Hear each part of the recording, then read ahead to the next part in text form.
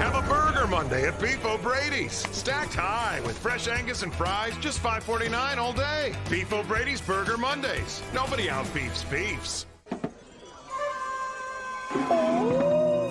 Never mess with another man's sandwich. Like Beef O'Brady's new prime rib sandwich. Pure indulgence on a French baguette. Or Beef's new pulled pork sandwich. Get $5 off at beefobradys.com.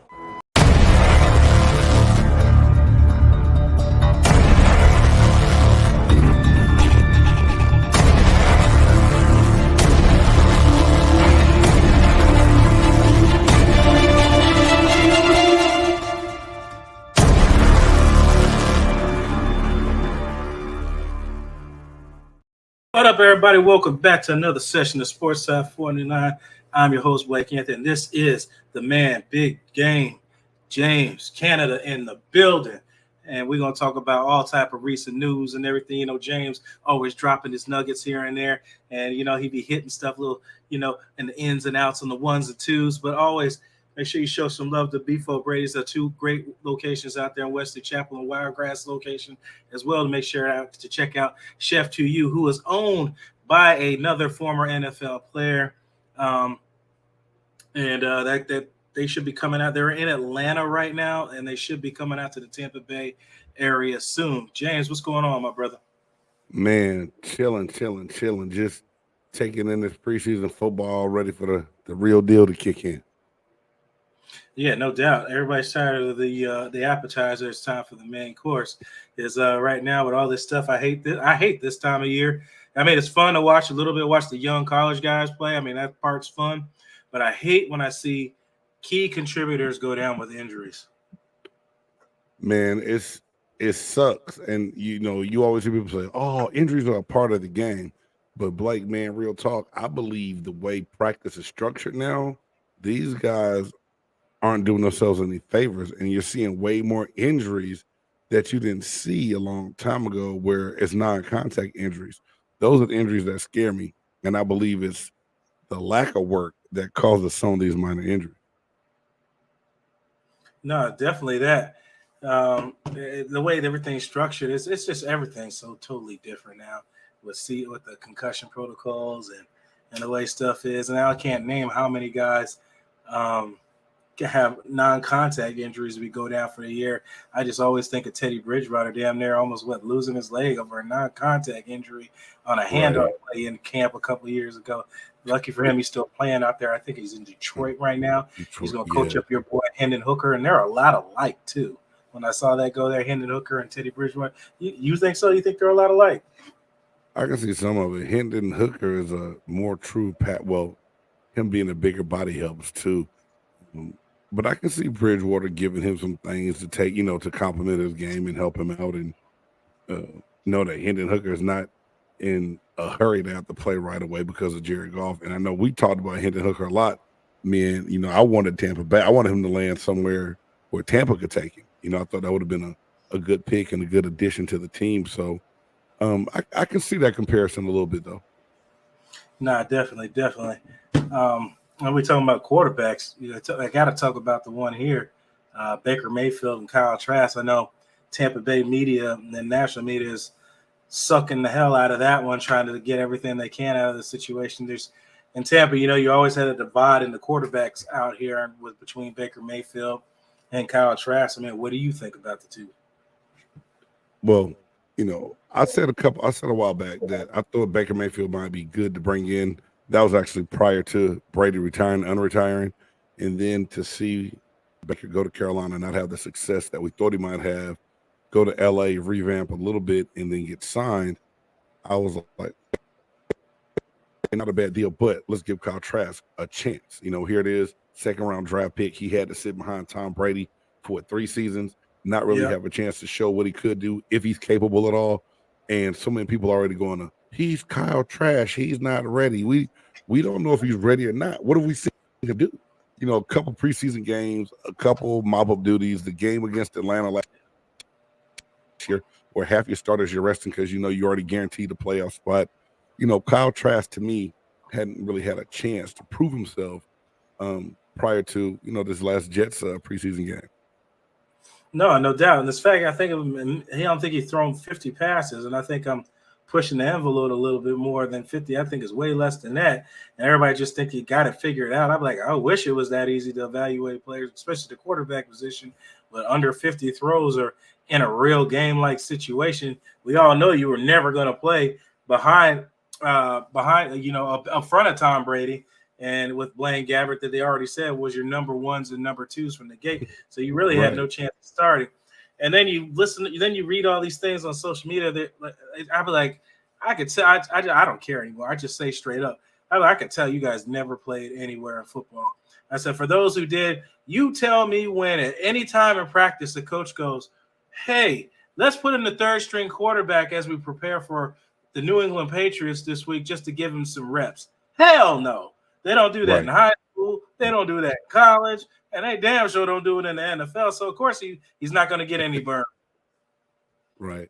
And it's a tough thing for him to where it had to be an okay situation. You come in, you're young, you're learning, and you had a chance to learn from Tom Brady. Gabbert even had a little bit of a rebound career after coming into the league the way he did and then bouncing in San Francisco and ending up in Tampa from there. You know what? He was a journeyman. He went everywhere after being that first-round draft pick like he was. And, be able to do some things. And that's another person that Kyle Trask had to kind of be able to reach out to, pick their brains, see what they do, how they do it, and learn how to become a pro. So this is my thing. Now the competition has to be real. The most important thing is, do we have a line in front of either one of these quarterbacks that can protect? Are we going to be able to run the ball like Canales says he likes to do to open up the play action pass, take pressure off of that young quarterback, and who gives us the best chance to win the South? Because right now, that's got to be the number one priority. We got to look at it like, what do we do to win the NFC South and beat the Aints? I got people walking up to me left and right, and there's so many damn Saint fans here where I live in Texas. It drives me crazy. Because I'm next door to the boot. So I hear these fools all the time. I see it all the time. I fly my flag on my car, wear my hat around. Like, oh, y'all not doing this. We did it. I was like, we won the South last year, dog. We beat y'all 2 times. I mean, like, do you forget? Let's go ahead and keep it all the way 100 before you talk this trash. But I want to see what quarterback gives us the chance to go out and be successful enough to win the NFC South.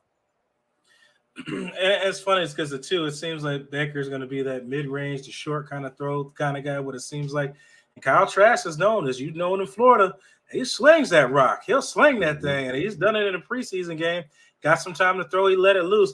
And the part that everybody forgets about Trask, the dude is mobile as hell. He ran quarterback draws. He was a threat in the red zone to run it in himself. He just really hasn't gotten a chance to do that for the past 3 seasons, and you kind of forgot what he can do. So everybody kind of puts it to the wayside and everything now, and just kind of like, well, Baker's mobile. Yeah, Baker's mobile, but he's not a real threat with his legs like Kyle was in college. Right. Baker's smaller. He'll move around to help create his own pocket, to create his own passing lane, to get in that open space and throw the ball. And he has success doing that. He does do it okay at times. But like you said, it's different when you got a quarterback when you can run that QB draw, that QB follow, that play action, that boot where your quarterback's going to keep it. And it's a different type of monster. And you're right, for a lot of the people that didn't live in the Florida area to see Kyle Trask at the University of Florida, who, like you said it great. They forgot what he can do, and a lot of people don't know. So I think it's going to surprise a lot of people, or a lot of people are surprised when they see him do things with his legs that you don't normally talk about for a typical quarterback. Right. I mean, I'm trying to think, man. The only other real mobile guy we had in Tampa was Josh Johnson. He wasn't going to play much over for Josh Freeman. Shoot, I remember the time Josh Johnson went to wide out and Freeman was throwing them deep passes way back when, because, Tampa really has never had that old scrambling type quarterback unless it was Steve Young, and I had Randy Grimes talk about that. They said when Steve was back there, they didn't know where he was because Steve was always scrambling. He was a lefty too, so they didn't know where he was because he was scrambling all the time. But the Tampa's really had that kind of Lamar Jackson, Russell Wilson, never really had those kind of guys out here. I mean, Doug Williams was that guy, but Doug could slang that rock. Doug was like a playmaker. You know, he could slang it, but he could also move a little bit. I think he was more, I guess you would say, elusive and then fast. Doug was really elusive. I wouldn't say he was like a speedster. No, you're right. Doug was a big body that could use his legs to, get to the open spot as well. He wasn't just, blatantly out there running it like a Randall Cunningham would run the ball. So, yeah. Exactly. Yeah, no doubt. Definitely that. What do you think about the wide receiver position behind, Gage just can't stay healthy. He's down again. And now you got this Trey Palmer. You got Devin Tompkins looking like a stud, and there's one other kid. I can't think of his name at the moment, but the two everybody thinks of right now is Trey Palmer and Tompkins. Man, Tompkins was getting a lot of love that those first 2 weeks of training camp. And then all of a sudden, out of nowhere, Trey Palmer just caught fire. And I hate that Gage got hurt. I wanted to see him do well. He was a good piece coming down, knowing the system. Well, it's a new system for everybody. But played well as that compliment for Mike Evans and Chris Godwin. Have to have him go down. And when it happened, I did a little reel on it. I was like, damn, I hate to see him get hurt, but I'm glad Palmer has started to figure things out when it happened. So, if you have to go to these young receivers, he's showing that he can get it done and make plays and stand out to be a compliment, to be that third receiver. And some of the grabs and going up and getting the ball, man, my jaw hit the ground. I was like, wait, what? Well, hold on. And I hate that, I got to go get all my stuff from the internet. Like, here it is. I'm like, let me pull up and see what happened. Whoa. Oh, my God. Did we? Yeah, man, I didn't see this on ESPN today. God damn. Like, and did you see the video? And did you see the video with them in practicing one-on-one? He toasted Sauce Gardner. I'm like, that ain't no scrub. That ain't no scrub. He's right. I mean, and that's an all-pro cornerback. First rookie to be an all-pro first team in 41 years. That hadn't happened in 41. And Sauce Gardner, he's highly regarded around the league, even being as young as he is. And so to see, to be able to, and I'm not trying to be funny. Keyshawn Johnson said that Trey Palmer was that guy coming out of Nebraska. And I was like, really? And he slipped all the way to what? Was that late fifth or sixth round we got him? Yeah, fifth round, yeah. Fifth round. I was like, really? And sure enough, it was like, hey, you know what? I'm glad that everyone slept on this kid. Yeah, definitely that. He plays like he's got a chip on his shoulder, like he's got a point to prove. And I like that. I like the tenacity. I like the competitiveness. You need that on a team because it not only pushes yourself, it pushes your teammates because you play against them every day. It makes them better as well. So it's good to have healthy competition everywhere. With the wide receiver spot, you got that. Well, I think Otten's going to win that tight end job. I think Cade Otten's going to win that. I don't know if Purnell has done much to really dethrone him. What do you think? I don't think so. I've heard that David Wells has some good glimpses, but he's fourth on the depth chart right now. So, it's hard to say, what's going to happen. I like the way Cade Otten's played since he's been in Tampa, and he showed that he can catch the ball. And I believe if he just tightens up his run blocking a little bit more, which they have to put Cole Keefe in there to get that done, it helps as well. So you can still use Otten the way you want to use them. So I think that's going to be his job. I think so too. Like I said, I don't think he's been able to be dethroned at all. Just talk about the running back position. You think Rachaad White has 1,000 yards receiving? What do you think about that? Do you think Keyshawn will get some burn, or do you think the young rookie running back out of Syracuse, whose name slips my mind at the moment, you think is that Sean Tucker? Tucker, yeah. Yeah. I like Rachaad White a lot. And him being the third round pick to see how he could catch the ball out the backfield last year. He's a big back too. Yeah, and I was like, I loved it. But for some reason, I don't think Keyshawn Vaughn gets enough credit for. I think he's a very capable back, but I think he's a very underrated and he was a very underutilized back. I liked him at Vanderbilt when we drafted him. I like when he has spots and moments, but he kind of fell into being a special teams player and hadn't really had a chance to tote the rock a lot. But when we only went out and got Chase Edmonds and didn't make any other really big free agent move, I was like, I think Vaughn's going to get more of a shot this year to get a couple more touches. Definitely. I say that to everybody when people overshadow Keyshawn Vaughn. I'd be like, well, look at the tape. Every time he's been asked to play, he produces.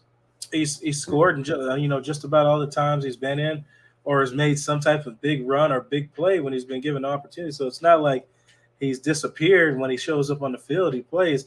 This preseason, he hasn't gotten a lot of good looks because the offensive line has been giving up missed assignments and getting hit in the backfield. That's not really on him. But for the most part, when he's been with starters, he's produced. Yeah, I mean, that's the thing. It's hard sometimes, and I know this from experience. You put guys in a preseason situation, and you want to see what they're capable of. But if you're not really putting them behind the ones to see what they can do behind that type of offensive line, it's kind of unfair. So I just believe that, every time Vaughn has gotten that situation where it's like, okay, yeah, I can run with this team in the preseason, but you're not really going to see the best of me unless you give me the right offensive line to block for me. And that, I think that's the way it has to be looked at. So let's talk about the elephant in the room. And I'm not sure if you talked about it on your show, Big Game, Sports Entertainment Network, or not. Tristan Wirfs, Pro Bowl, All-Pro, right tackle, moving to left tackle, puts out a report that he's had to seek, a psychiatrist about him switching positions and things like that. How do you really feel about this? Should he just left the shit alone, or do you think it's a good idea? What do you think? First and foremost, when they first said they were making a change, Blake, I was like, dude, Tristan can do this. He's capable enough to do it. He's athletic enough to do it. He can do it. When he went public about having to talk to a psychiatrist about some different things, I said, we need to stop right now. That's the mental part. If the mental capability is not there, it's gonna be the hell with the physical, because if I don't believe I can do it, I won't do it. So at that time, I was like, move him back. Don't change it. Don't change it at all. But in that first game, Gadecki was looking against Pitt. It's like, what the hell? Herbig made a highlight tape out of him. Like, what? Yeah. So I was like, yo, this is not what we want. If this is what it's going to be, change it back now. So, yeah, I'm kind of with everybody else. And I am old school to the point where it's like, if it's not broke, don't fix it. Run with what works. Keep Wirfs happy. Keep him. Find somebody else for that side. It just speaks volumes of what they think of him, what the organization and what the coaches think of him. Yeah, but if his head can get his own way, can't do it. Yeah, we'll see about that, how they think about him when it comes to be payday. Because if you can move it from right tackle to left tackle, it costs more for a left tackle. So I hope you know what you're doing, especially if he comes over there and be an all-pro at left tackle. You just cost yourself some more dollars on the contract there.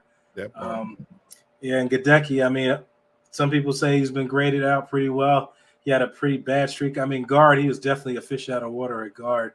He was getting dominated by those interior defenders. I just don't know. He just couldn't really maneuver with him. So, I guess they feel tackle's the spot for him. He's such a big body, man, to where I always thought playing tight in space was going to be hard for him. You don't see a lot of really tall, guys like that make it on the inside. No. So it's just, I always kind of thought that, I don't know if guard's going to work either. So I think he can be at home and tackle, but it's like, I don't know. Why not make him the 11, leave Tristan there, right? I don't know. It's one of the things where it's just head scratcher. There's just been competitions everywhere. I like the way the Buccaneers have done with far as competition in the preseason. They've made the best out of it, not playing your starting guys. So you've had the first game, you had Ryan Haydsley play at center, and then you had Nick Leverett play at center this week. You got people coming in and out at left tackle, guard. You got people getting actual opportunity to earn a starting spot on this roster. I do like that, especially about the wide receiver position, edge rushers. You got guys competing all over the place. And if you want to play the starters the last week, that's cool because you got a lot of tape. You got 2 games of tape to look at these guys versus 1 game in week 3. So I like that part that they've done with it because you actually got some actual good tape to look at the guys for the evaluation process near the end. Yeah, I think it's a necessary evil. A lot of people are like, well, it's not fair. We don't get the chance to see all the starters play all that much. But at the same time, you do need to see what your younger guys can do and how they look, together. A fair assessment. You never know when someone gets hurt. And, for everybody to be like in Yaya Diaby the way they have this preseason, he's been getting a lot of reps. So it helps him out to be able to get acclimated. And you know what you have in another pass rusher when it's time to put him in and see if he can make a rotation. So I like it. I believe that, everyone says that Todd Bowles is coaching for his job. I don't necessarily think that that's anything at all. I think there's just people throwing stuff out there that don't really know the game and making a story out of nothing. But I think he's letting it be known to the guys, like, look, you can come earn your right to play if you do what I ask you, if you do what we ask you to do and the way we need you to do it in our system. Nah, no doubt. I mean, everybody keeps saying that about Todd Bowles. I mean, if you want to talk about, everybody always wants to say what he hasn't done. I'll put it to you in this perspective. The last time the Jets had a winning season, Todd Bowles was the head coach, and they went 10-6. So, with that being said, he's been dealt a crappy hand this year. Last year was a train wreck, and it wasn't because of him. It's more because of the whole Tom Brady, your hands tied thing. I mean, what are you going to say? It's Tom Brady. And right. He wanted Byron Leftwich as his OC, and then you had chicken salad and you turned it to chicken shit. You did the opposite. That's pretty much what you did last year. But that's gone. Now you got a new era, new veteran quarterback in, guy you drafted now competing for a starting spot. So I mean, we'll see how it is. I know the defense should play well. You talk about Yaya Diaby. To be honest, I'm going to go ahead and put this on record on the air. I think Yaya Diaby wins a starting spot over Joe Tryon. I'm just going to put it out there. Why do I say that? I don't know. Joe Tryon's there's a lot of plays where he's really, really close and doesn't make sacks, but people really don't give a shit about you being close. They care about production. You know that as well as I do. They care about what have you done for me lately. And I ain't talking about the song. Yaya did really well against the first-round draft pick, the Pittsburgh Steelers, that first week's Broderick Jones or whoever that was. Yeah, Broderick Jones. Mm-hmm. He did pretty good. And I didn't think Yaya had some wheels like he does. The guy's got some speed on him. He can convert that speed into some technique. He can be pretty dangerous. I mean, what do you think, Big Game? No, but I had to go back and look at some tape on him because I saw him and I saw some things. And originally, I thought he was a stiff body. I thought he was me too, a long pass rusher with stiff hips, right? And so I saw some things, and in training camp, and saw some film. I was like, oh, hold on. I went and found his Senior Bowl pass rush, his one-on-ones, and I was like, this is what got this kid drafted in the 3rd round. Yeah. I was like, hot damn. He was so good with his counter moves, setting people up the field, coming back up underneath, getting inside to the quarterback. He was able to put pressure on from a lot of different angles and do things that, I think you just mentioned on Joe Tryon-Shoyinka. When I see Joe Tryon-Shoyinka, man, I see a whole lot of talent.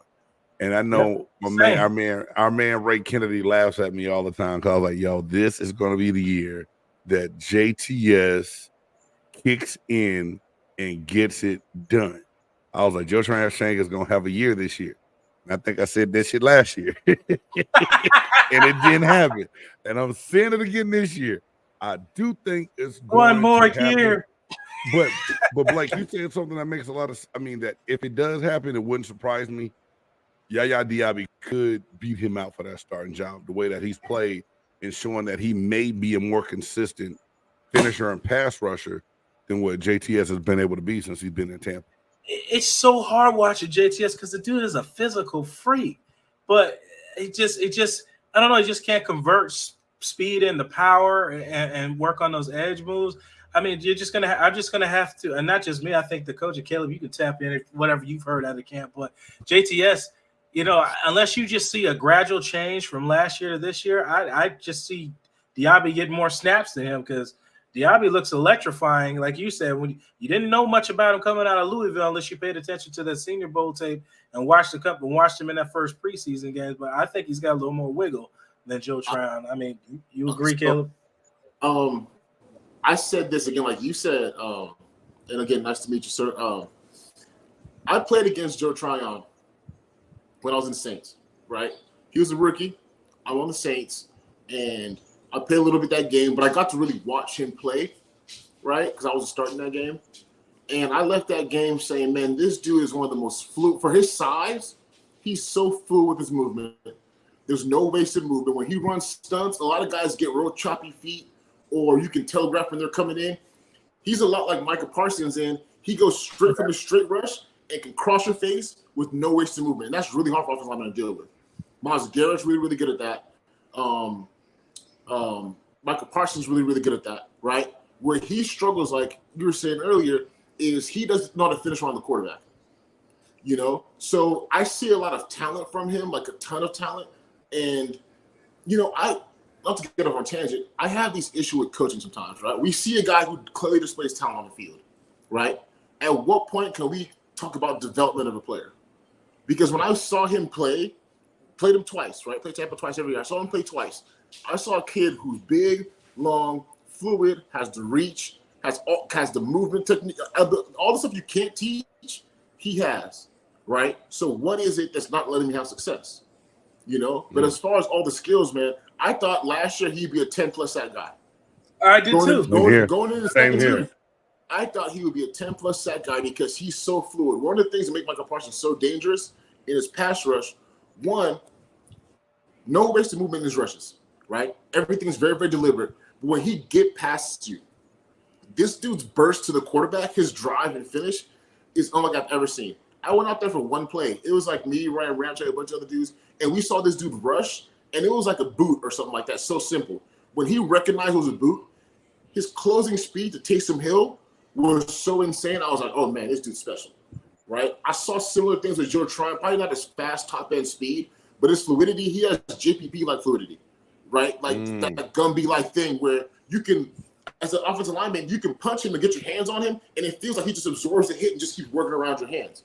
That's the kind of ability I see. So to not see him realize that talent, to me, is a little disappointing because I thought Tampa really had somebody who can really solidify that edge, but it just hasn't come to fruition yet. So hopefully this is his year. But I agree with you, man. The kid is super talented. Like, he's got all the skills and tools that you would want in a star outside rusher, like a star, not an average dude, like a guy who can hold that team down for the next 10-plus years. It just kind of hasn't come to fruition yet. So we'll see. Because Vita needs help. It can't just be Vita. No. Right? Dibble's gone. JP's gone. Shaq Barrett, he had that big Achilles injury last year. We don't know what he's going to be this year, right? But they need another D lineman to kind of step up. And, they lost Raheem Nunez-Roches. Will Ghostin at this point in his career. He's a very, very good run stopper, a big body, but he's not really a guy who's going to get you double-digit sacks. No. Right? Vita can't do it on his own. So Joe really has a lot on his shoulders because if this Bucs team wants to win a lot of games this year, defense is going to have to play like they did that Super Bowl season. Absolutely. They're going to have to. They're going to have to. What's Logan Hall going to do this year, y'all? That's another guy that I'm intrigued by. Oh, yeah, that's a good name, right? I said, what's second year, Logan, right? Yeah, what's Logan? What do you think? What do you think we can expect out of Logan Hall this year? You played against him too, didn't you, Caleb? Logan Hall, position rookie out of Houston, second year defensive end out of Houston, the big body. Oh, okay. So I'll be honest with you, I was not a fan of that pick at all. Yeah, the defensive end that Tampa picked, I wasn't a fan of that pick. I thought it was more of like a depth pick than a guy that they thought was going to make a difference. I thought it was something to fill in a need more so than a guy they thought was going to flash. I haven't seen anything from him to make me think that, and I can be wrong, but I just haven't noticed him. And one thing about me, I watch a lot of film. I study a lot of guys that you wouldn't even think would be good players. I'm like, man, this dude gives guys a lot of issues because of his savviness in pass rushing, his technique or whatever it is. And he never popped on film to me. but I wasn't really a fan of the pick coming out of Houston in the first place. But again, I could be wrong. He might ball out, but it's not somebody else on my radar. And we don't really use him like he was used in Houston. He used to stand up, rush, and put his hand in the dirt. Man, listen, Blake, we talk about this all the time. Coaches see a guy who has success at the program, whether it's in the NFL and you get a guy in free agency, or it's college, and you see a guy have success in one thing, and then you say, I'm not going to use him this way. I'm going to make him fit my scheme. Where it's like, no, he had success doing this, so how about you scheme it up? To orange, I got you. Right. Yeah. And I think he'd be better. He'd be better in a true 4-3 defense than he is in this defense that Tampa plays. So I think he may come in thinking too much when he plays and feel a little bit out of play. And when a guy's not comfortable with something and he hasn't done it yet, there's very few guys that you can just plug and play in different positions, right? Khalil Mack, fresh out the NFL, people forget Khalil Mack made All-Pro 2 positions. Never been done before and never been done since, right? He made it outside linebacker, rush defensive end, and as a Sam linebacker. Right. Unheard of. He took 2 first-team All-Pro spots with one guy. Crazy. Michael Parsons played middle linebacker, comes in, goes All-Pro at defensive end. Like those guys are normal. Animals. Most dudes, you have to play them to their scheme, what they're good at. You're not asking a tackle you're not telling a tackle sets 45 degrees to go to a vertical set team. Or vice versa. Hell yeah. Or move a right tackle left, a Pro Bowl right tackle to left tackle. And who does that shit, you know? A great point. Nate Solder. Nate Solder was an All-Pro, Pro Bowl left tackle with Tom Brady. All he did was set 45 degrees. They set 45 degrees in New England. They're very, very aggressive. And Tom gets the ball out in 2 seconds or 2.5 seconds or less. They take him to the Giants. The Giants give this dude $75 million, the biggest tackle contract at the time. And they say, go set vertical. Eli Manning holds the ball. He let him so many sacks. He went from being an All-Pro to out the league in 2 years. That fast. And people want to say this dude sucks now. He doesn't suck. You use him in a way he's never been used before, and he's a veteran. Right. He's set ways. He's in year 7 and year 8. He's not going to change now. So get the guy and know his scheme, and develop people. Don't just say players suck. So I hope Hall, has a breakout year and he plays better. But I think coaches need to do a better job understanding the players and putting them in a position to succeed. Oh, I agree with that wholeheartedly. Me and Big Game here talking about playing guys to their strengths and where they can excel at. I know he's injured right now. But we talk about the rookie first-round pick, Elijah Cansey, talking about where he'd be best used at. Granted, he's not played yet, but I mean, where do you see him playing? Do you think he's really an interior guy, or do you think he's an edge guy?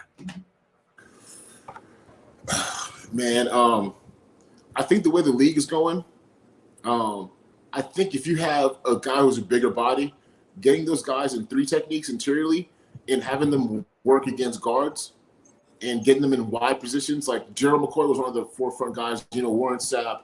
You see what Aaron Donald does, and Chris Jones, the way they move Chris Jones around, they know if they put Chris Jones straight like 3 technique, which is what we played in college, we're going to double team him. We're going to put hands on him. What do? He plays nose. He plays 3. He plays end, and you get him to rush against tackles, and tackles are sitting there like, man, this dude is 330 pounds. He's big, he's athletic. Let me go sit on this bull rush. Then he goes around him with speed, with the swim move. Kenny Clark does the same thing. These guys that they have that are big and athletic, Vita Vea plays defensive ends and plays. And I'm telling you something, I played him. That's a headache at tackle. This dude's 350, agile, can move. He's in a 9 technique. He's in a 9 technique running quick straight ass hands. He's running straight at you from a 9 technique. That's as scary as hell as a tackle. This dude's big as hell. You know what I'm saying? So I feel like move this dude around, use him the way they use Chris Jones, get him one-on-one blocks, and get him success early so he can build his confidence. Yeah, I like Cansey at Pittsburgh, and I like what he can do. I like the motor he has, but Caleb said it superbly. You have to put him in the right situation to utilize him where he's going to be great. He is a smaller lineman. If he lines up a lot in the zero or somewhere where he can be double the hands, get on him, he's going to have a hard time. If he can use his athleticism, get in those spaces, he can be a nightmare and a headache for a lot of people. He's going to just have to be used a lot. It's a lot different from when I played.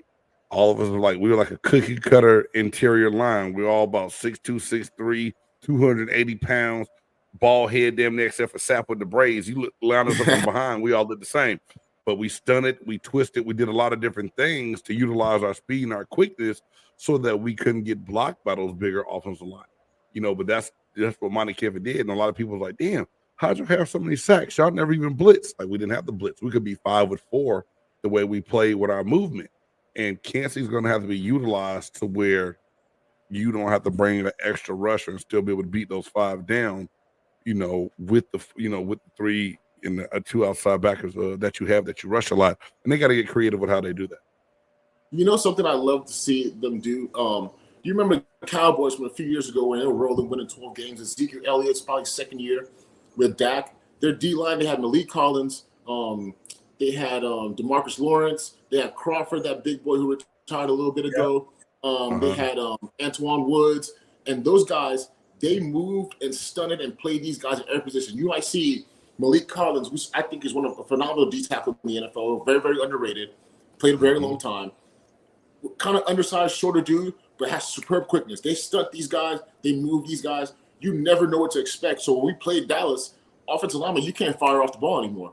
We have to almost take shuffle steps and see where they're moving first. And so now when you think they're doing a stunt, they shoot the gap up the field. Now it's a tackle for loss, right? And the next play, you're like, I got to come off now so he doesn't come off, so he doesn't get a tackle for loss. Then they stunt. They're not where you expect them to do. It makes it really, really tough on guys. That's a scheme where it's like you see these guys. You saw DeMarcus Lawrence got his $90 million contract. He had 15 sacks because you're putting guys in situations, you're confusing the offensive line, and you take all the aggression away from O-line, which we love to do is be aggressive and get hands on guys. Now O-linemen are passive and they're guessing. When we start guessing, it's bad news for us. And so I would like them to use something like that with those guys and see how it works out. Yeah, definitely it's going to be interesting. Like I said, there's competition, I think, everywhere along that Tampa Bay roster. And it's going to be fun when it comes to fruition to see how everything is, especially on the offensive line. Really interested to see how that goes. Not sure if Ryan Jensen plans on playing. Not sure how bad the knee situation is. Have you heard anything on that, Caleb? I know you're still close to these guys and you played with Ryan. Yeah, I haven't talked to Ryan personally. I don't like talking to guys about their injuries too much. But me just knowing Ryan Jensen as a man and as a dude that he is and the way he plays, I would be shocked if he doesn't play this season. Shocked. Me too. I think he's a tough dude, man. And again, I'm not going to get into the details of what NFL players like BG, what we got to do to play in games. I think he's going to do what it takes for him to play in the games, right? For a guy to have the injury he did and then not say, I'm going to take the surgery and be done, I'm going to fight and try and make this thing happen. He's a great teammate. If you're not on this team, you're probably going to hate the guy because he is a menace on the field, right? Like if you're a defender, you're not going to like him, right? But he plays on that edge. He's a smart dude. I see him doing everything he can to play. And if he can't play, it's because he physically can't. But I think he plays this season. I got worried. Like I said, I'm on the outside looking in, being away from Florida, and to see like training camp starts, things get going. Oh, then he's starting to sit out of practices and not playing games. We know the preseason game part that nowadays. That didn't surprise me. But hearing that he wasn't able to do a lot of different things in practice, I was like, is the knee a lot worse than what we were told? And is he really going to be ready to be himself this season? Because Ryan Jensen, as himself, is one of the baddest centers in the league, and gets after it. And I just, a fraction of Ryan Jensen is better than a lot of guys that's out there playing. But I just want to see him, close to that 100% because that's what we're going to need, especially having the quarterbacks that haven't, Trask has no experience. And Baker, you can say he's a veteran, but one solid season up in Cleveland and 3 lucky games in LA doesn't make him a guy that's, ready to run things without a proven offensive line. I think Ryan Jensen not being on that O-line makes that offense a lot worse. That the quarterback doesn't really matter because I think, again, I haven't seen much of Kyle Trask, but I've seen enough of Baker Mayfield to know that he's not a franchise changer. He had one really good season up in with Cleveland, and they had a great run. But over the course of his 5-6 years in the NFL, I have not seen enough on a consistent basis to say he's going to change this franchise around. Kyle Trask, and if Kyle Trask is battling a guy who most people, he's on his third team as a quarterback. He hasn't really, solidified himself anywhere. If you're a guy who's battling somebody in that situation, you can't beat them out, then I don't know that you're the guy either, right? And so without Ryan Jensen, and again, the Bucs have tons of weapons, right? That's kind of been the Bucs thing since I've been there. I was there for 4 years. We always got weapons. We have a solid defense. Can the signal caller make guys around him better and win games in a certain way that we needed to win games in those close games and put us over that hump. Because Tampa has always been in games for the last decade. You just couldn't get over the hump when the games get close, right? That's what Tom did. Tom changed that, and Tom in those close games, he would put Tampa over the hump like he always does, right? So now that Tom is gone, without Jensen, moving Wirfs to left tackle, which I hate. I've been against it since the jump. I can't stand it. The dude is an all-pro left tackle. He's on a Hall of Fame trajectory in year 4. He's 2 All-Pros, 3 Pro Bowls in 3 years. That's unheard of, right? If you remember the Eagles a few years ago, they drafted Lane Johnson. Lane Johnson came out the gate, Pro Bowl, All-Pro, Pro Bowl, Pro Bowl, Pro Bowl. They lose their left tackle, big boy, number 71. I forget his name right now. Jason Peters. They lose Jason Peters, and then they say Lane Johnson, we're going to move you to left tackle. He played 2 games, and they say, yeah, that's not it. Go back to right. They said, go back to right tackle, and he's been a stalwart there at right tackle ever since. And he's a Hall of Fame caliber player, right? He's got 1 Super Bowl ring. He's made a bunch of All-Pros and Pro Bowls. And then what they do, they went and they scouted those 2 big guys from Australia, the rugby players. Then they find Jordan Mailata, and now he's the stalwart at left tackle. So when you have a guy who's so good at what he does, he's a phenomenal right tackle. You leave him there, and it's one less thing to think about. Don't try and get cute and move this dude to left tackle and hope he can go play left tackle. Leave him at the right and go do your job as a scout and as a GM and go evaluate players and draft somebody, right? And don't reach or develop the guys that you have. But why give something up that's sure? Imagine saying, hey, Mike Evans, come play tight end for us. We need a tight end. It's like, dude, he's a superstar receiver. Why try and get cute with it? Leave the dude where he is. Let him ball out. And no, other than when we play the Saints and Cam Jordan, I'm not even worried about the right side because that guy's not going to win any reps. That's like a piece of thing. But they had to do it before you came on, Caleb. That's what we said. If it's not broke, don't fix it. Yeah, you know what I mean, I said this. I said I'm so old school to where it would have to be something very, very wrong for me to make that move. And then if this man telling you psychologically he had to talk to somebody about the move, you already know it's a mistake and you need to move him back. Dog, I told Blake, I said, man, I played right tackle my whole life, my whole career. I got to Tampa. It took me 4 years playing in the NFL to get comfortable at left tackle. 4 years. And I'm the guy who's a utility guy. I play guard, tackle, I do everything. But to go from right tackle to left tackle, your body feels different. The way your body moves, your hips get tighter, all these things. Then the confidence level of dealing with it, and you think it's just an easy thing because guys who haven't played the game are making these decisions. People who play the game understand.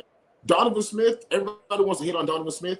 I don't know if you watched this Chiefs game, how he balled out in preseason against the ones, right? The dude's a stud playing over there. But you get so used to, like, man, I want perfection and we want a scapegoat, and you let guys go. Donovan played 9 years and missed 2 games in his career. Right. 9 years and missed 2 games. This dude played hurt. He played with torn patella tendons, all these things, and you throw him to the side because you think, oh, we can just move Tristan Wirfs over. It's not that simple, man. This stuff is hard, right? It's hard. This dude has never got criticism. He's been good since he came out the womb, right? He was the number 4 overall pick. He made an All-Pro his first year, right? The top players, the only offensive lineman to be top 25 players under 25 years old. And now you say, hey, go play a brand new position. Tell your body to move in ways. It's tough on a guy. I don't care how good you are, mental tough you are. It's tough on a guy. And so, I mean, like, I don't think it's a good experiment, but, we'll see what happens. And, we'll see what happens. Only time could tell. And Gadecki, I don't know if they're sold on him at right tackle, but that's the sole purpose of that. They're trying to make the best out of that pick in the draft and try to say it was a wasted pick because you're trying to, I guess, give them the best opportunity to succeed. So we'll see how that turns out. You know what it is that I think is going on? There's this old mentality, like back in the day, like, everybody talks about the blind side and the left tackle. The defensive end, the rush on the left side of the offense are the best athletes. Let me tell you something. All them D linemen are athletes now. Julius Peppers plays on the right side. Von Miller rushes the right tackle, right? Cam Jordan rushes the right tackle, right? So if Tristan Wirfs, as good as he is, can give up a sack to Cam Jordan every time he plays, what do you think Gedecke's going to do? Right. You know what I'm saying? So, like, that idea of, like, oh, my best tackle's got to play on the left side, it doesn't mean anything anymore. These defenders will play either way. J.J. Watt, famously, he was like I'm gonna find this weak link and I'm gonna rush him. I don't care if he's guard. I don't care if he's tackle. Myles Garrett, what's he gonna do? Oh, Tristan Wirfs is locking him up on the left side. Cool. I'm gonna go to the right. I'm gonna go beat that dude like a drum until you do something about it. Right. So instead of mixing stuff up, keep it the same. Now, what I think secretly is going on, and this is my tinfoil hat I'm gonna put on right now. I think Tampa Bay and the coaching staff and the GM are in the Caleb Williams sweepstakes. And I keep saying this. I don't think I've heard that and I don't want to believe it, but I keep hearing the same thing. Man, listen, I don't think they sacrifice goals, man. I don't think they want to win these games, dog. I don't. I think they want to get Caleb Williams because he's a franchise changer. And those guys don't come along often. You have Andrew Luck, right? We didn't even know Patrick Mahomes was going to be Patrick Mahomes. What you talking about? They got my boy Drake May out of UNC going to come out. Who? Drake May. Yeah, I'm not sure. Man, they got him up in the high. I know Drake London. I know Drake London. They trying to sell that Drake May that Kool-Aid out of Chapel Hill, dog. I ain't drinking it though. You ain't drinking it. No. Give my boy a shot, man. Man, listen, he's gonna be on somebody's roster. And he'll be an okay quarterback, but I already have him in the Heisman rating. I don't know about that one. BG, I want to ask you a question, man, because you see a lot of times now in these combines, these GMs are reaching for that, like the freaking nature guy that we're going to turn into a superstar. And I'm a big guy on like, what does the film tell you? Every once in a while, you will get a guy who is a freaking nature, who comes out of nowhere and is like a star. Yeah. Anthony Richardson, they reached on him. Again, all the physical tools, can throw it out the gym, can run tickets. He's big, he's strong, sells tickets. I watched a lot of Florida games this past season, right? Mm-hmm. I saw this man go 9 for 20 and 2 picks and like 90 yards way too many times. Yeah. I saw him come up small way too many times. So again, if you're going for the long haul and you say we're going to develop this guy, then I'm all for it, right? But we saw this with Trey Lance a few years ago, and look at the situation he's in now. He's a third-string quarterback. Third quarterback, man. Third damn quarterback. You give up all picks for this dude. Carson Wentz 2.0.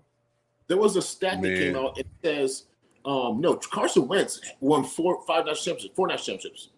Carson Wentz. I mean, as far as remember what the Eagles gave up to get him, and Niners did the same thing. But look, though, I believe if Carson Wentz never gets injured and he doesn't have that mental, again, it's still soft, right? Because you're a professional, do what you got to do. But he gets injured, and then the backup quarterback goes and wins the Super Bowl, and guys like the backup quarterback more than him. That's a tough spot to be in, and it hurts mentally, right? Yeah. But when Carson Wentz was playing, he was an MVP caliber player before his ACL injury. Yeah, he was. And then he just kept getting hurt and getting hurt and getting hurt and getting hurt, and that affects anybody. But I didn't see from Carson Wentz what I saw from Trey Lance, but they reached on him. He's big, he's athletic, he's strong. So I see these things, and I'm just like, dude, like, what does this guy show you on film? Is he clutch on film? Guys worry about Bryce Young, and I watched Bryce Young play in college. This dude comes up big every time he's supposed to come up big. Yeah. So forget his height, forget his size. This dude comes up big and he wins games. So I can get behind that as a player. Brock Purdy is not the biggest dude. He's not the strongest dude. But what did he do when he came in? He came in there. He won games. He earned the trust of his line, his teammates. So all that measurable stuff that you go for all the time, that's not always it, man. It's like, what does this dude play like? I'll give this last example. We had Big Zeus from Oklahoma, and he went to Oklahoma, and for 3 seasons, he had 0 sacks given up. He goes to the combine, benches 18 reps, which is not very good, runs like a 5.6, which is not very good, and then nobody drafts him. All he does in his first 3 years is go Pro Bowl, All-Pro, Super Bowl champion. Right. That's all he does, right? So it's like, dude, watch the tape. And what does the tape show you? Stop reaching for dudes because they're physically strong. We got the kid from Kentucky this past year. They drafted him in the 2nd round. 3rd-string quarterback. You wasted a 2nd-round pick on a guy who's your 3rd quarterback. He's not even going to dress for games. He's holding the clipboard. And you could have got a guy who can play and help your team win. So I don't really like the reach and stuff. I think you should trust the film. Yeah. On Anthony Richardson, man, I just spoke on this on a show not too long ago.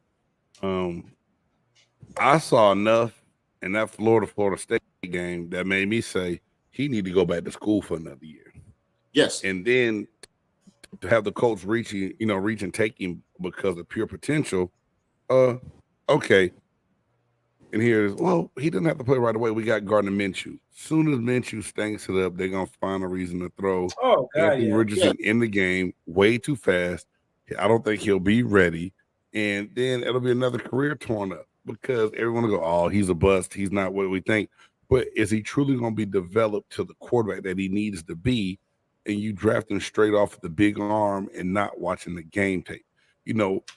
Caleb, you seen it? I know I've seen workout warriors. We like, God damn, he bent what? He ran what?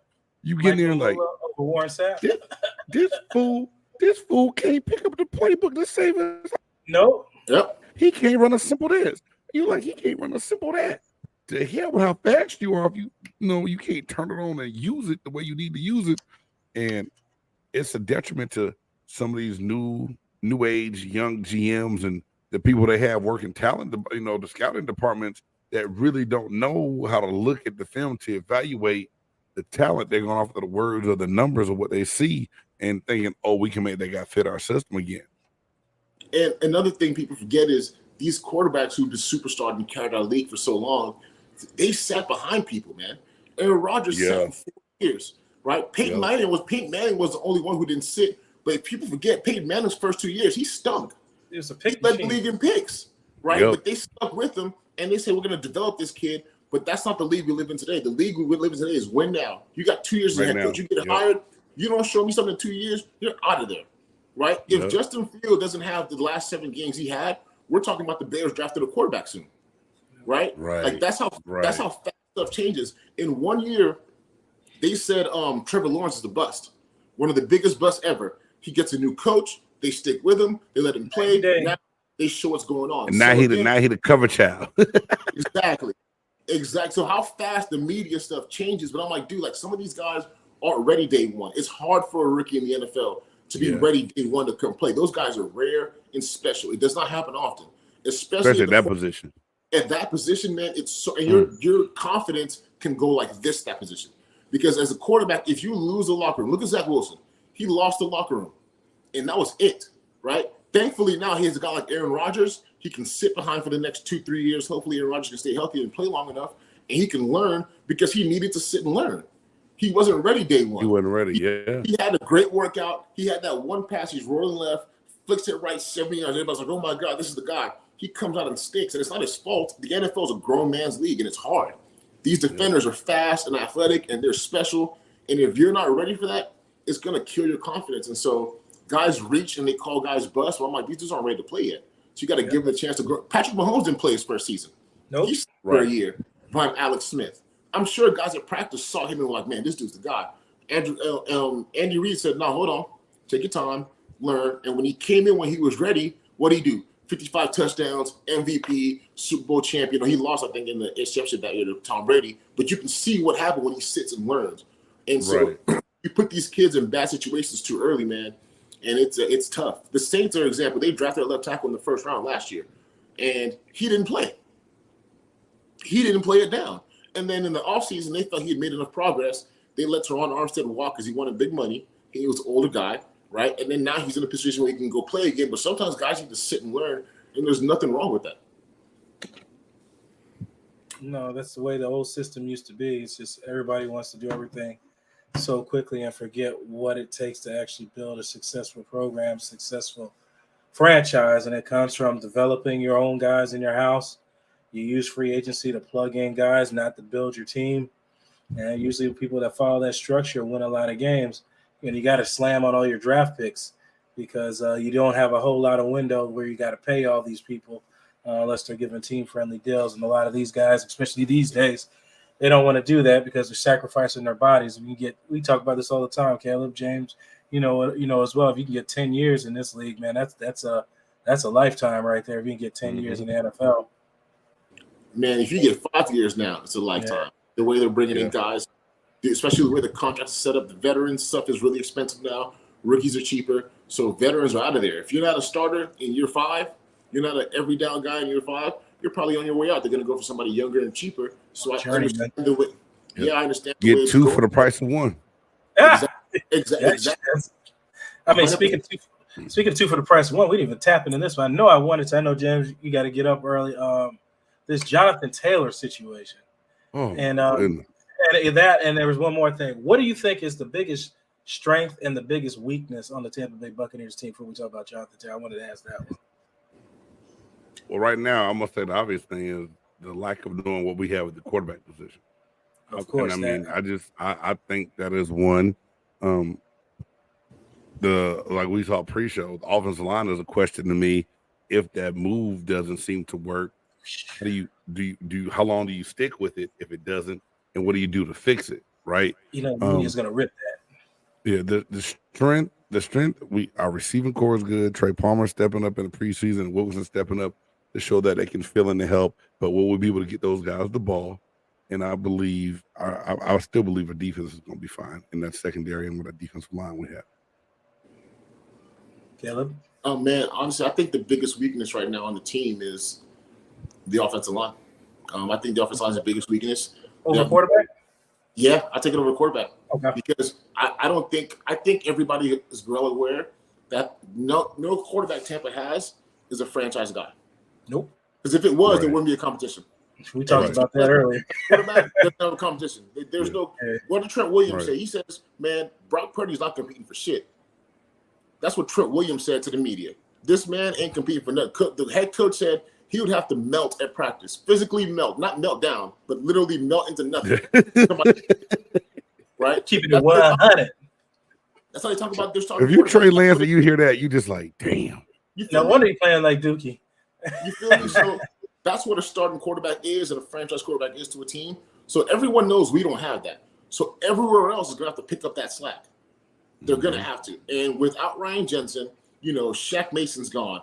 Alex Kappa's gone. Donovan Smith is gone. You have all new bodies in there. And then your catalyst, Ryan Jensen, isn't there, right? And then your star right tackle, you move into a new position and you're trying something out that's experimental. So I said the offensive line is definitely the weakest right now, which is rare because one thing Jason Light has done in his career is draft offensive linemen well who can play. Yes, you got Donovan Smith and Ali Marpet, who were stalwart starters and Pro Bowl caliber players for a very, very long time.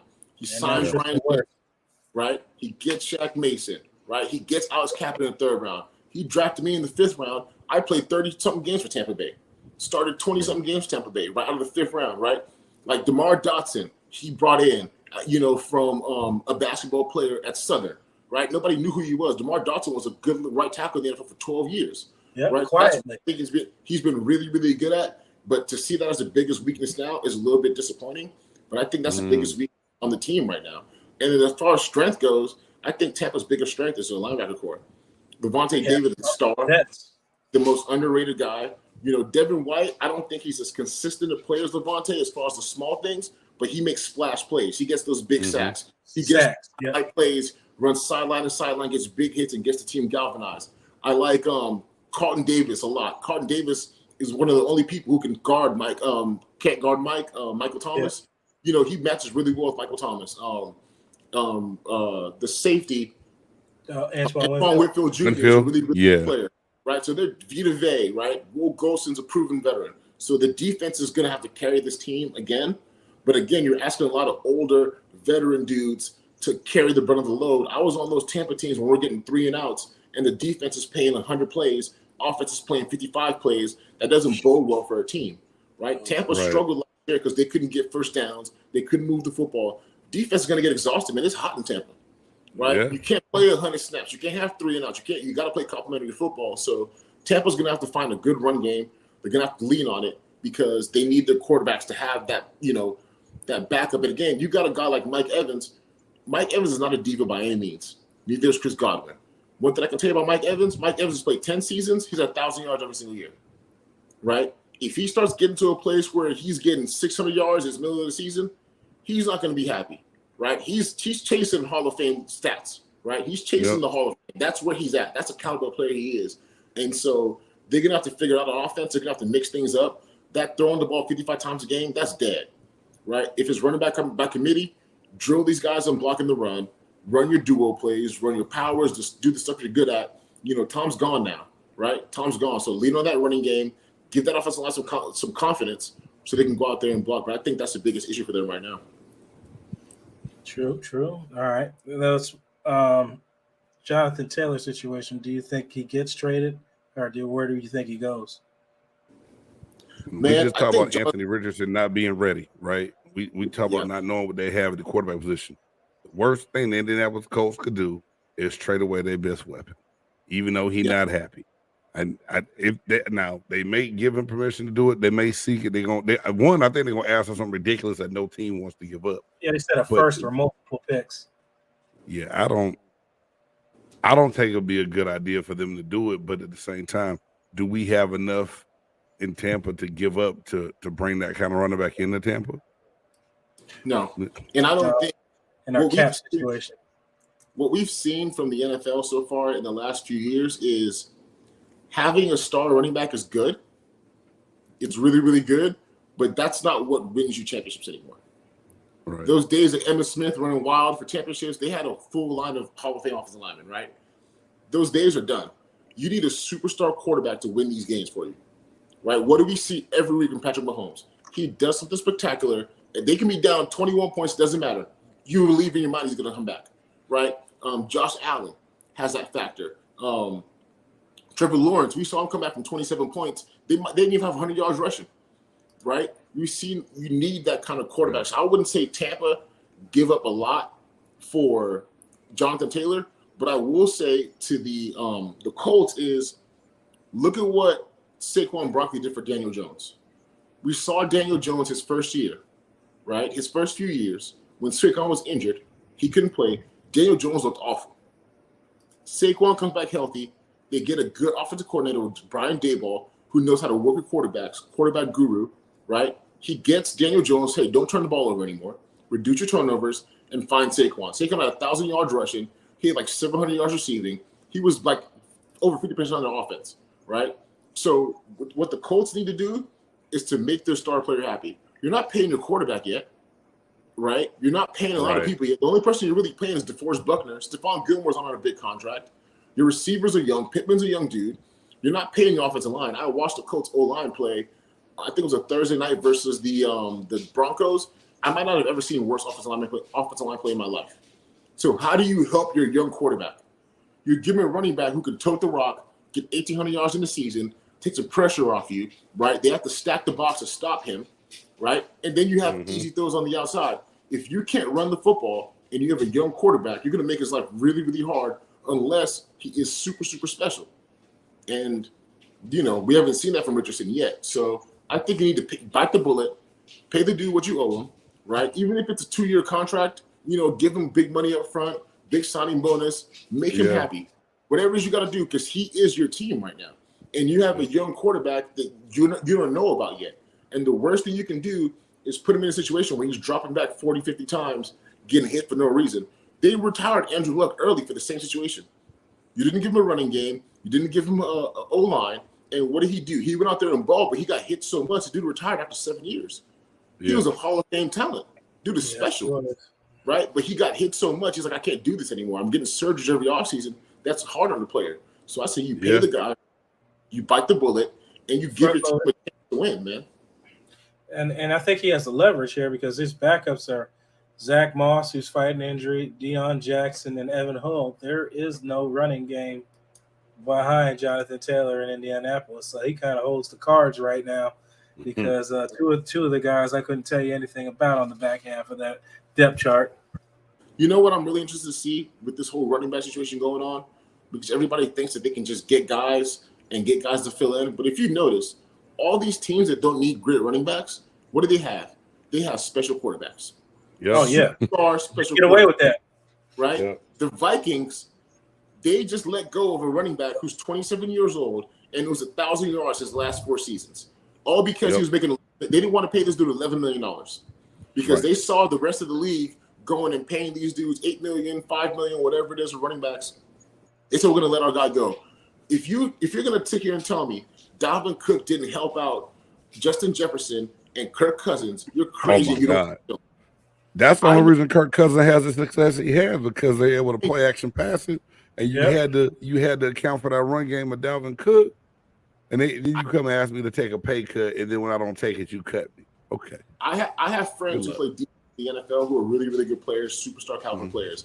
One of the guys they hate playing is Dalvin Cook because of what he does catching screens, what he does, the way he gets up the field. He's going to make that first guy miss. He's going to get up the field, and you need guys like that. Look at the Saints. They didn't trade Alvin Kamara. Alvin Kamara is making like $15 million a year, but they know what they have.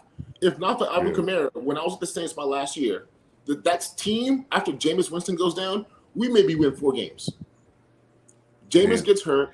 Mike Thomas gets hurt. Alvin Kamara's our whole offense. They know he's going to run the ball. We had 8-man boxes we're blocking up. He's still getting yards. They put him a slot receiver. He's getting yards. They use him in different ways. So understand your weapons, man, and use them the right way. I think it was a short-sighted move by the Vikings. I'm interested to see how they works this year. They think they have a good running back with a number 2 guy, and he's cheaper. Madison. Yeah, we'll see how it works out. But I think it was very, very short-sighted, and the Jets got a stud. And it's going to change their team a lot, especially with Aaron Rodgers. Have a guy like him with Breece Hall getting ready and getting time to get healthy. And then Breece Hall can take his time. Man, listen, if these guys if the offensive line finds a way to give them time to throw the football, the Jets are going to be dangerous, man. Like super, super dangerous. So I think it was short-sighted by the Vikings. Yeah, pretty much the Davin Cook is his new Adam Jones now. They're pretty much built the same, one and the same. So it should be fun to watch out there, especially him and Breece Hall at the running back position. I got a question for BG. I don't know if you saw this hit with Quan Alexander.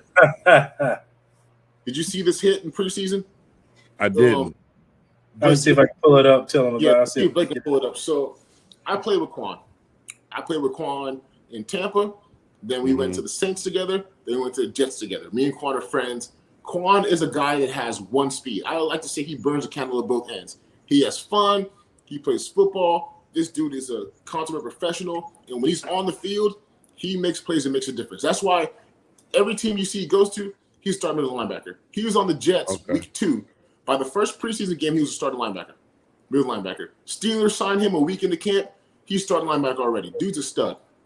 He makes a routine tackle, right? His head is up, no helmet to helmet, everything like that. This dude gets fined $49,000 for a tackle. I want you to see this and show me and tell me what you think about it, because I think it's ridiculous. I think the NFL is getting a little bit too soft for my liking. And I know you probably felt that way for a very long time already. Man, it's ridiculous because, just some of those roughing the passers, the hit from Grady Jarrett on Tom last year. I was like, back to pass now. Swing. Head to the side, shoulder on the chest. This is textbook tackling.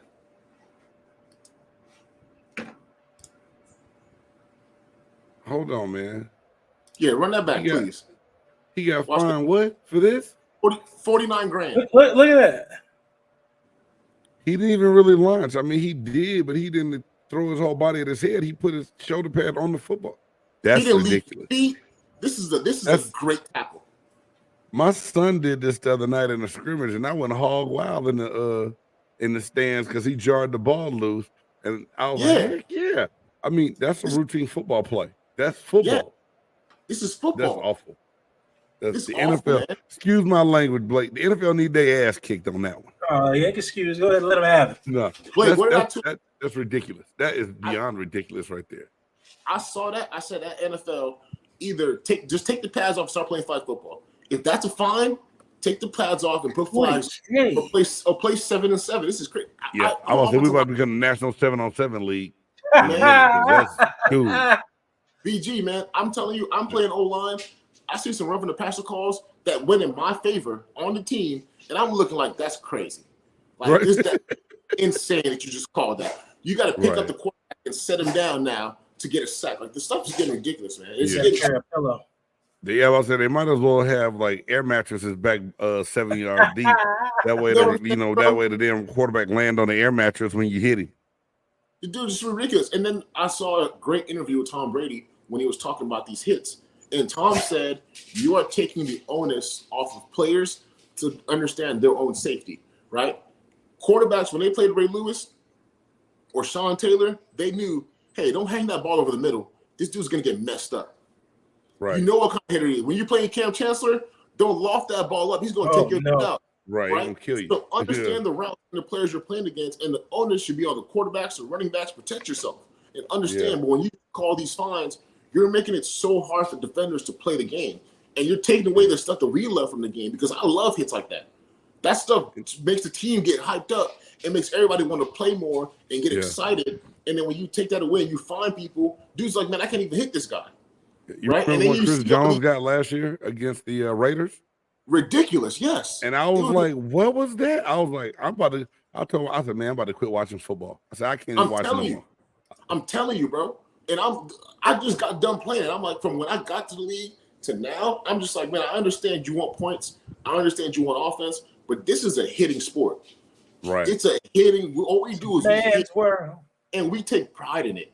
NFL players take pride in hitting and being physical. And like we see what separates the man from the boys, right? And you want to take that away from the game for viewership, you're going to lose your viewership because, again, these new kids that are coming up, they don't study the game. They're not really watching football. Your fan base is the older dudes who grew up watching and loving this stuff. The guys who come, them dudes, I've never seen no 16-year-old paint his face, wear the shoulder pads with spikes on it, and come cheer for 4 hours in the stadium. I've never seen it. It's the older dudes that are doing that because it's not going to happen. Because they're gonna be like this at the game. Exactly. They're gonna be quiet. The away fans gonna be louder than the home fans. So you're gonna lose that fan base calling these kind of fines. And the NFL really has to fix that, man. I don't think it's not good for the game. It's not good for the game. I agree. Totally agree with you. No, definitely. It's definitely the league's changed, definitely for you, James, and definitely for you, Caleb, since you start and where it's finishing at. So we'll see what other kind of shenanigans happen on this later on, just coming up to week 1. Gentlemen, it was good talking to you, James. As always, want to plug in what you got going on and where they can find you. Man, I appreciate it, man. Y'all can catch me. My YouTube channel is BGSE Network. We got a couple shows on there: Big Game Sports Buzz, Games Pewter Perspective, and the Sports Shop. You can follow me on X now at JCan97 or at BGSE Network. Instagram is BGSE_network. Just trying to keep that content coming, entertain fans with my love of the game of football and my love of sports. Definitely. Caleb, any final words? Man, you want to stay on for a little bit? I got some more. Yeah. If you ain't busy, I want to talk some UFC. We got some big fights. I want to get some of these clips going, you know. And BG, man, come on again, man. I like talking to you. Let's do some we talk all sports. We talk everything on here. We shoot the shit. So okay. Yeah. I definitely will. And if I didn't have to go right now, I would hang out with y'all a little bit more. But yeah, 5 o'clock gonna be here real early. Oh no, it comes quick. So Caleb, I would say that for our boys at the boxing because he didn't want to talk that one. Let's do that. Yeah. Okay. All right, y'all. And this, as we always do, you're the master of what you do with your life. What you do with it is entirely up to you. Thank y'all. God bless. And as always, fire them Candace.